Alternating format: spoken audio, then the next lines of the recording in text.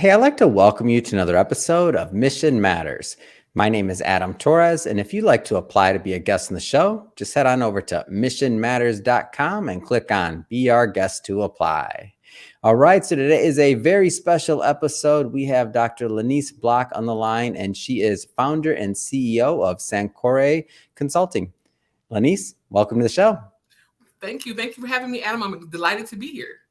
All right, Lanise. So I'm excited to have you on. For those that watch the show often, one of my favorite type of episodes to do is when we're welcoming new members into our community and into our best-selling business leaders book series. So, hey, first off, I just want to say congratulations and welcome you for being chosen to be published in the upcoming book.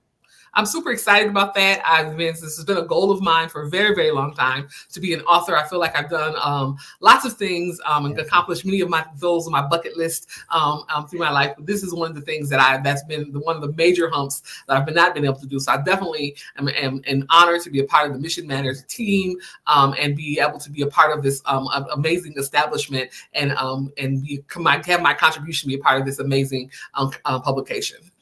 Well, it's an honor to have you here. And as everyone knows, we'll start this episode the way that we start them all with our Mission Matters Minute. So, Lanise, we at Mission Matters, we amplify stories for entrepreneurs, executives, and experts. That's our mission. Lanise, what mission matters to you? The mission that matters to me is, this obviously, the mission is around how to address inequities in societies. My business focuses on diversity, equity, inclusion, and it matters to me that there are we have a history in our country of having the lofty goal of having no inequities, but we're always struggling forward. We always are wanting to make it happen. It's a lofty goal as we move. One of the founders says, toward a more perfect union. And that's my goal, is to continue to help us as a country, as a society, continue to move toward a more perfect union. So where did all this start for you? When did you get inspired to go down this path of helping people with diversity, equity, and inclusion? Well, you may already be able to tell from my references. I'm a former social studies teacher. I taught high school social studies for about 15 years. Inner city program in inner city, and really that what drew me to that experience was that when I looked around and saw the things that were happening, in society, both locally, nationally, regionally, always was wondering what is the why around this? What is the context? Why are these things happening?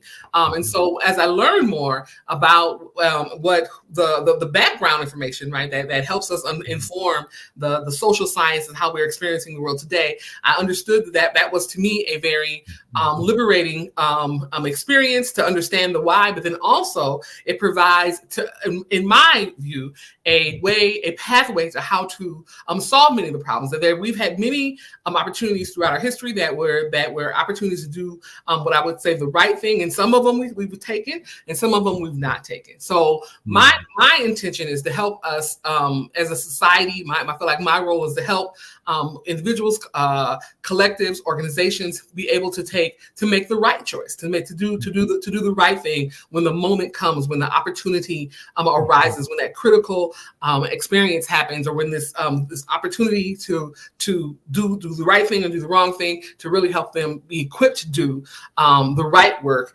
and make those courageous decisions as part of the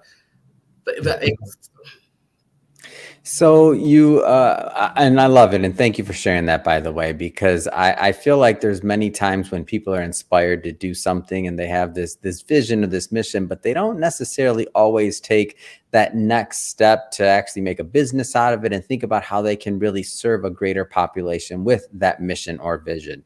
What kind of advice would you give to those that are out there that maybe they're sitting on an idea? It doesn't have to be DE&I, it can be, but just in general, they're sitting on an idea. They have this thing they want to do, but they haven't gone out and done it yet. What kind of things would you tell them? I learned a concept when I was doing some. I like to do workshops and all this kind of thing. But I learned a concept that I really have tried to apply for a lot of things. It's like it's an MVP, a minimal viable product. And so that's where you take take something, an idea that you have, and make the smallest version of it that is viable, and try it out. And see where you get from it. So I would encourage anybody who has an idea. That's what I actually do encourage people. Even like young people, whatever you're doing to try. You have an idea for something. Take the smallest viable product of it. Create an MVP and then try it out, test it out, put it out there, and see what happens. Sometimes you're like, oh yes, this is great. I'm going to continue, and this all I have to do is just like make this bigger. And sometimes you're like, oh, this was horrible. This is not going to work. I need to make a lot of changes before I do something different, or before I continue this road. So that's would be my idea. Just try it. I'm of the philosophy that I'm more of a if I see something, I'm more of a jump in and try. If life was a pool, I'd be the person to kind of just jump in and just figure it out once I'm in there. That's kind of how my disposition. Other people are like, walk around the perimeter and take water samples and observe for a week. I'm not that person. I'm just like jumping in there. And so that's my thing. Just get something and try it out and see what happens. That's kind of, but I don't know if that's good advice, but that's the advice I would give. Hey, I tend to be on your side of the spectrum on this one for sure. A funny story. So we're experimenting, and we've been putting out quite a bit of YouTube shorts. And the idea is to get more and more traction and get stories like yours that I believe people need to hear about DE&I and other, meaningful stories to reach a larger audience. So the first version, the MVP, my team's like, oh, what do you mean? It's got the black on the bottom and the top and the this and the that. And I'm like, let's see if anybody even cares about this type of content from us. And that be obviously on our podcast, a lot of people, a lot of listeners building that for years, but is our content good for YouTube shorts? Or is it good for Instagram Reels? Or is it good for TikTok? And we didn't know until we tested. So instead of, what some of maybe my team would have wanted to do is what you said, put your toe in the water, do this, do that, like talk about it for a certain amount of time, create the perfect piece. I was like, no, post it. Post it. Let's see what happens. If it works, then we'll spend some more time on it. If it works great, then we'll spend a lot more time on it. If we knock it out of the park, we'll build a team around it.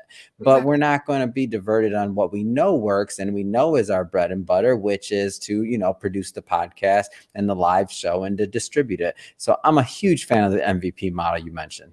Right. And you don't know anything until you actually try it. And I feel like that's another thing. I take a lot from my teaching experience, because I would sit, when I first started, I would sit in my, space at my desk and make these, elaborate, wonderful lesson plans that had all the stuff in them and all the wonderful things. I was like, this is going to be so wonderful. My students are going to love it. And I would get to my class, my students, they were like, this is horrible. Especially I had high school students, and they were like, this is so lame.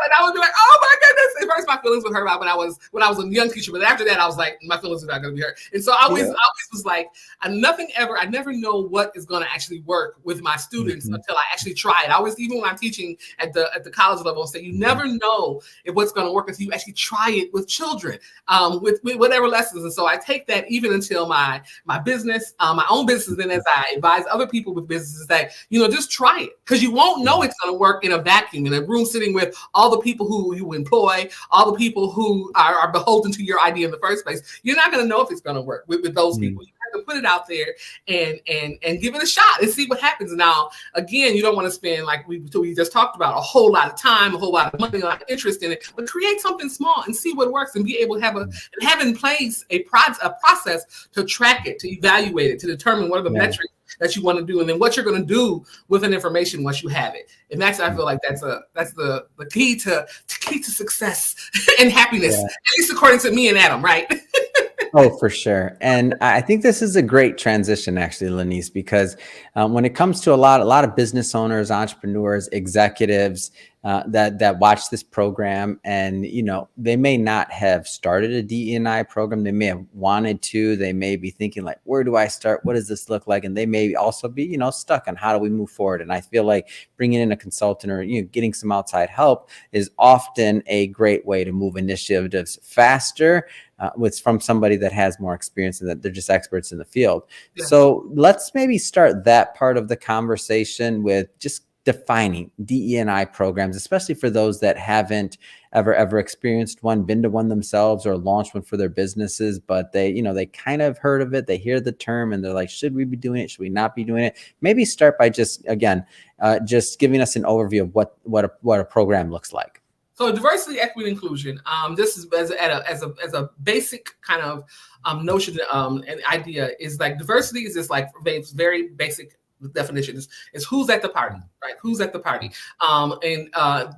Inclusion is what are the people who at the party are? Is anybody asking them to dance, right? And then the equity is how are the people? How is the work that's happening? Are they feeling comfortable? Are there the right amount of? Is there rock and roll versus blues? All those kinds of things are the people who are at the party getting what they need. And so it seems to me, right, and so to many people that it's a no-brainer that all businesses would want to have a program of some kind that speaks to the ideas of diversity, equity, inclusion because our society, our history has let us know that has not been the case for many, many years. And we are working toward changing that, but we still, like what we always say, lots have changed. We've done a lot of work, but there's still a lot more work to go. And things are, because we are a society, we are still experiencing BIPOC people, and that's Black, Indigenous people of color, that's the new term, are still experiencing such great disparities in almost every aspect of life and almost every kind of, in every space. We know that those things still exist, and so there still must be work to be done. So businesses, organizations need some sort of version of that. And so what that looks like depends on your organization. If you are a big organization and you need something big, if you are a small, mom and pop, you need something small. So they can be, what I call fat and skinny sort of the versions of it. But basically, it's really about what are you doing to address the inequities that exist in societies as they are filtered through your organization, your business, your school, whatever it is that you do. There are inequities that exist there, and what are you doing about it? That's basically what I feel like a DE&I program could and should look like, and it's very tailored to what your experience, where you are, what your business are, the size, the stakeholders you involve, because everybody is not experiencing oppression, disparities the same way. So, for instance, if there are people that are, for instance, Indigenous, they're experiencing the oppression differently than people who are Latinx, people who are African American, people who are Asian. All of those people are experiencing different things, and so if you have one particular group or people who are experiencing that have disabilities, you need to be responsive to those people who are in your ecosystem and doing things that matter and make a difference to them, not just blanket, we're going to have, international, potluck day, not that, right? So this is something that is really meaningful to the people that are in your space.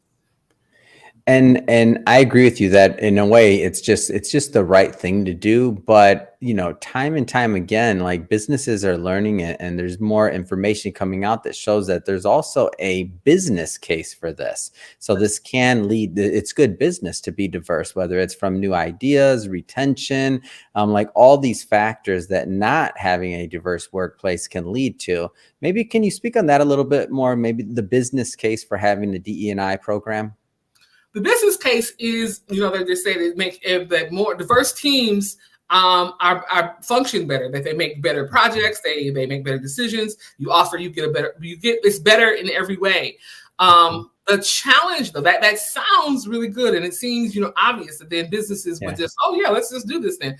The challenge of that, though, is that it does not happen, and there's a whole myriad of reasons why it doesn't, and that's what I feel like needs to be addressed than just saying in the business case is that it makes a lot of sense, because it does make sense. It's obvious to those of us who know that, right, who are understand it. But there are barriers that come along and mitigate that benefit, right, that keep people from either investing in that or keeping that as a reality in their system. And so how do you address that? And so that's where I feel people who even know intellectually that this is something that is the business case, that it makes much more sense to make you a lot more money.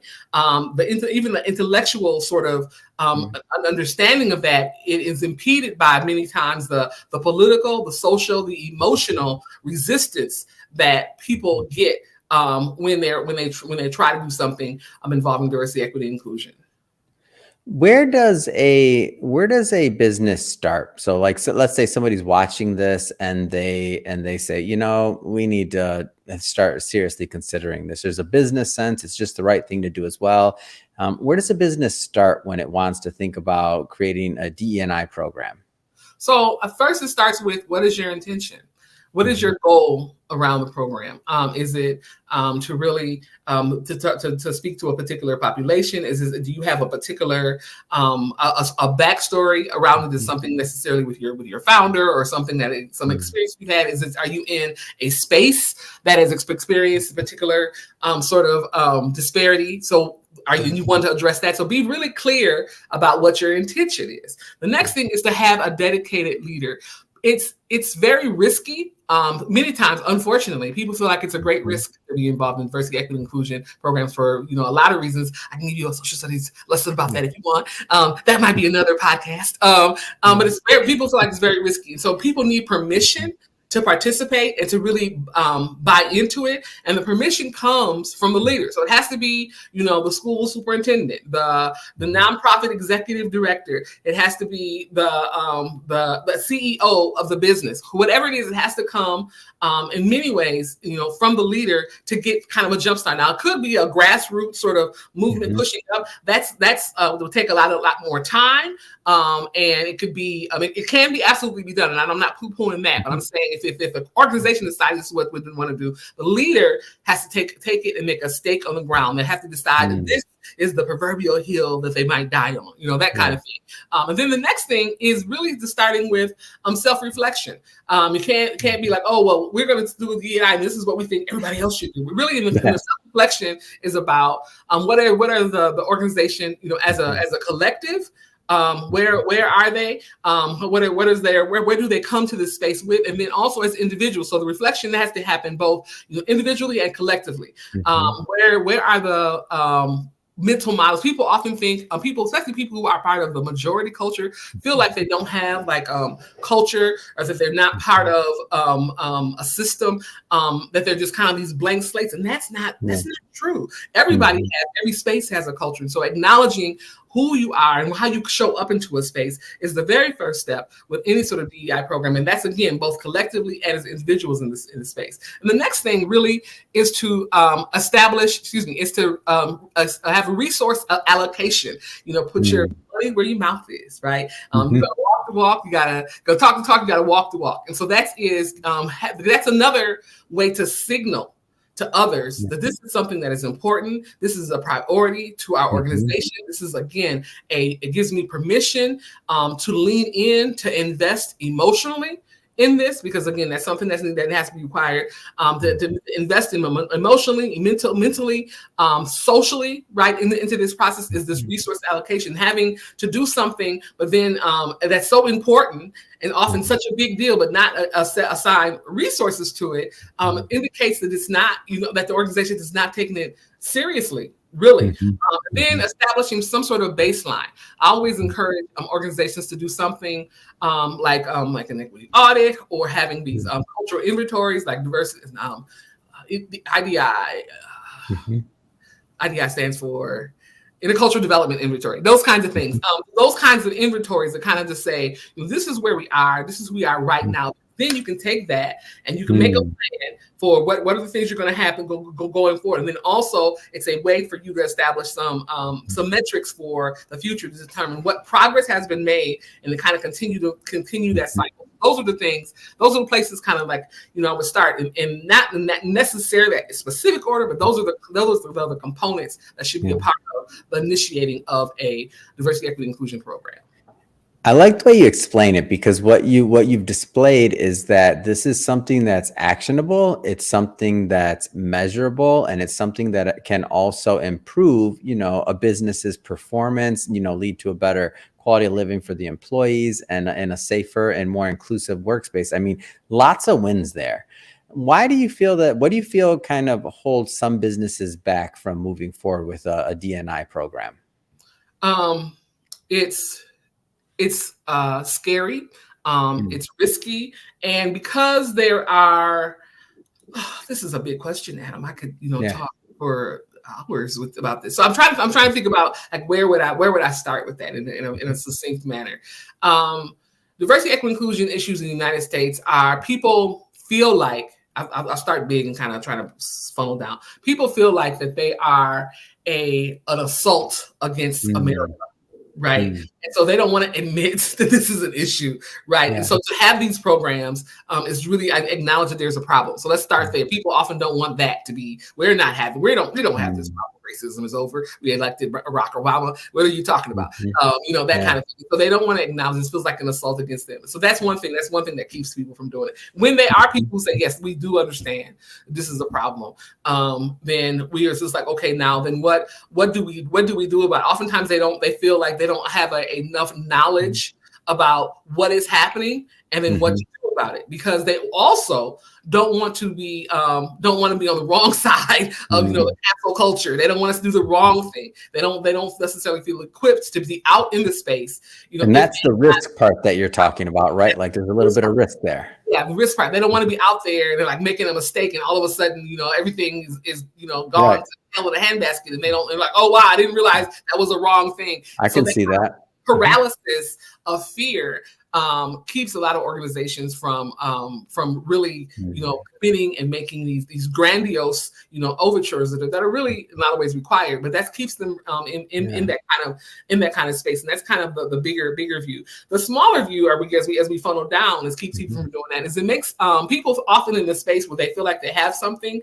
If they see someone else get something, they feel like it's being taken away from them, and so it's sometimes a knee-jerk reaction that while I think intellectually this is a good idea that everybody should have rights, right? I think that everybody should have the same, equitable pay and equitable stuff. Intellectually, I understand that. But if that means that I have to give up something of mine, or that I feel is mine, or that's making my life wonderful or comfortable, that is a different sort of that moves from the intellect to something else. And so that I'm reacting, not necessarily out of intellect, but I'm reacting emotionally. And so people are often responding in emotional, social ways to things that are even, I experience it with diversity and inclusion, that are opposite, and even in contradiction to how they feel intellectually about diversity, equity, and inclusion, because we present it, we see it as a binary, but I would say it's a false binary. It's like, we have like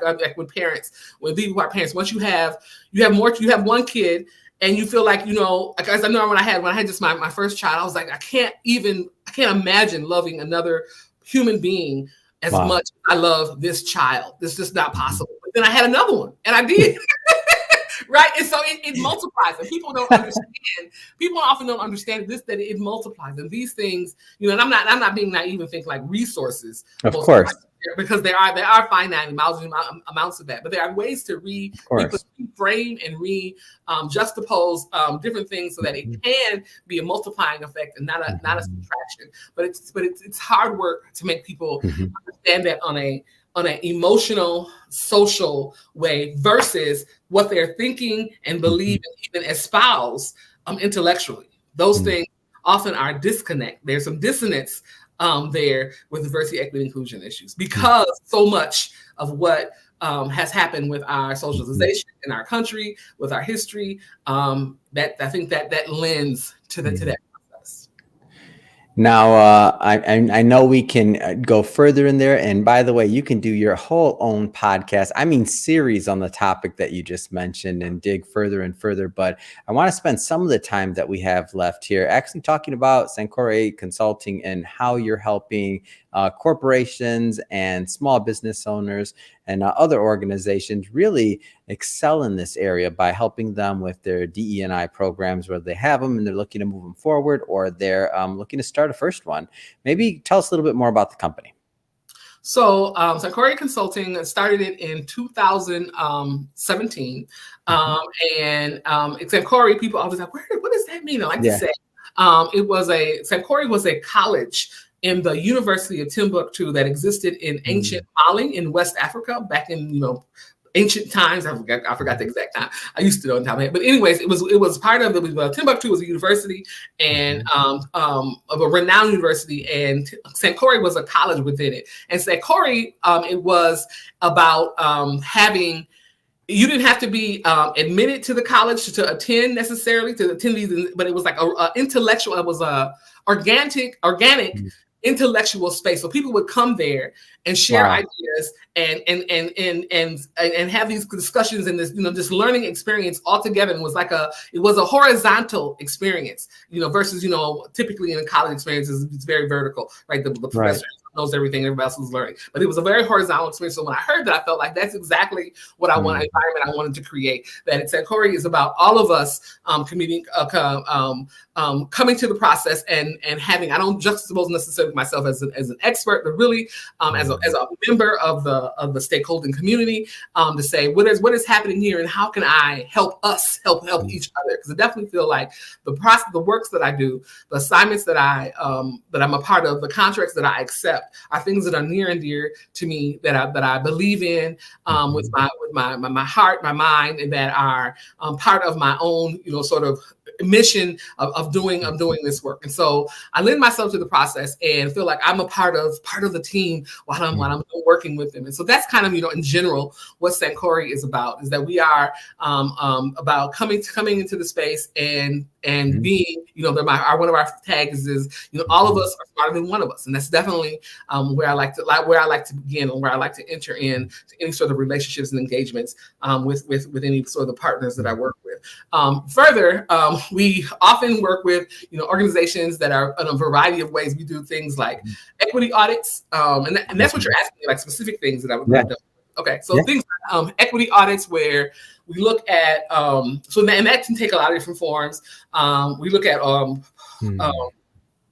documents like policies, foundational documents, frameworks, stuff like that. Then we might have like one-on-one interviews would be a protocol that we created with executive leaders. We would do stakeholder engagements potentially. So there's lots of things that go into the equity audit. That really is the intention of it, is to say what's happening in this space. Kind of present a report about that. We do trainings, cultural competency training, microaggressions training. We do those kinds of things that are really at a very one-on-one sort of level with organizations, to kind of say, this is some things just like basic knowledge that you should just be aware of and be part of your lexicon, that you know what's happening, that you can have these conversations about. And then we also have tiered sort of professional development. We have a series called Developing Your Cultural Intelligence. That is a series that we do that talks about, first you're developing yourself and your own kind of identity. Then it talks about your relationships and your competency, and it talks about your leadership, your intelligence. And so that's kind of a series. Then we also the main kind of signature offering is Developing an Equity Leadership Identity, which talks about the 5 lenses that need to happen. In Paragon kind of level, the things that we ask people, we kind of steer people to at the end, is really being able to make courageous equity-based decisions. We feel like that is where the rubber meets the road. That is the paragon, because often people who are leaders in organizations, they want to do the right work. They've gotten the intellect to match the emotion, to match the social, and they're like ready and poised, and they're ready to do it. But they come against so much adversity and resistance to the process. They don't continue, because when they get to the apex of them having to make the decision that is a courageous equity-based decision, they often are not equipped, and they stop just short of making that critical decision. And that's where, so oftentimes I've seen equity initiatives fall apart, right? That's why we have created a pathway that helps leaders get to that point and say, understand what that means to be at that point, and then actually when they're there, to be able to pull the proverbial trigger, right, and make a decision and say, this is where this is what we're gonna do, this is where we're gonna stand, and this is how I'm gonna speak to the resistance and rally the supporters. So that's I think like that. So that's some of the things that we do specifically around diversity, equity, inclusion in relation to organizations and government agencies and nonprofits. Mm. Well, Lanise, I know we're not going to really talk about the book much today, and that's intentional. I'll let the audience know. So Lanise is going to be in the upcoming book launch, but the reason is we'll be bringing Lanise back on for a second interview where we're going to do a full interview on her writing in the book. So don't worry about that. This is a little bit of teaser, just warming up and getting Lanise into the community and acclimated with our amazing podcast community and Mission Matters community overall on Facebook. But Lanise, I just have to ask, well, first off, it's been great having you on the show, but I just have to ask, what's next? I mean, what's next for you? What's next for Sankore Consulting? Well, one of the things that I'm doing is I'm trying to develop some products, and this is me again trying. MVP, come on, I love it. I think I know where this is going. Go ahead. This is me trying things, and so what part of what I mentioned before that Sankore comes from the Mali Kingdom of West Africa, ancient West Africa. Well, one of the people that live there lived there before and still live in now, I call the Akan people. And they have these things called Adinkra symbols, which are symbols of it symbolize lots of different things. And so what I've done is created what I call an Adinkra dialogue deck. And so it's a deck of cards that are really they're about being culturally responsive and learning and experience. So they have the symbols, the African symbols on the front, and they talk about what the symbol means, and then there's a proverb on the back, and then there's a question, a discussion prompt that really focuses on diversity, leadership, and inclusion. And so that's the intent of that. And so people would have a culturally responsive way to do team building. And this is a deck that's it's in production right now. So that should be available very, very, very soon. I'm also making a sort of complimentary postcard set to go along with that. That is also in production. So we're going to see how that goes, and how that's going to move forward. So suffice to say, I'm in the process of making some products to complement some of the things that we do. And more to come on this. I'm excited, and when we bring you back, let's see how far along we are with some of these other MVPs. Yes, because I'm all about promoting your mission and what you're doing. I really do think it's amazing. It's great, and I know the multiplying effect of people like yourself when they're doing good. When somebody has this strong mission they believe in, they start a business around it. They go out there, they start preaching their message, whatever it happens to be. But in this case, DE&I think it's a strong issue, and it's really important, and one that doesn't get enough attention in the media or the marketplace. So I'm glad to see that you're putting your expertise, your time, attention, and love into it. That being said, if somebody wants to follow up and learn more about Sankore Consulting, what's the best way for them to do that? You can go to my website, which is just www.sankore.consulting. And on there my social media tags are at the top. And then there's also a link to make an appointment to set up a free consultation, 30-minute consultation with me. We can just sign up and we can just chat if you want, or if there's a project you want to talk about, we can do that as well. So that's the best way to kind of contact me, or you can just email me at Lanise at Sankore.consulting. And I don't know if those things are going to be showing up here or something, but they're definitely, those are the ways to reach me. Yeah, and what we'll do is we'll put all that information in the show notes so that our audience can just click on the links and head right on over.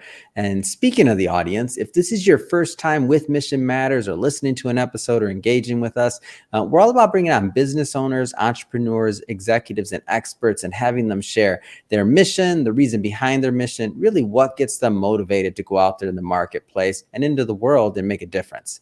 If that's the type of content that sounds interesting or fun or exciting to you, we welcome you. Hit that subscribe button, because we have many more mission-based individuals just like Lanise coming up on the line, and we don't want you to miss a thing. And Lanise, until the next time, look forward to working with you again. But for today, thanks again for coming on the show. Thank you. I appreciate this opportunity.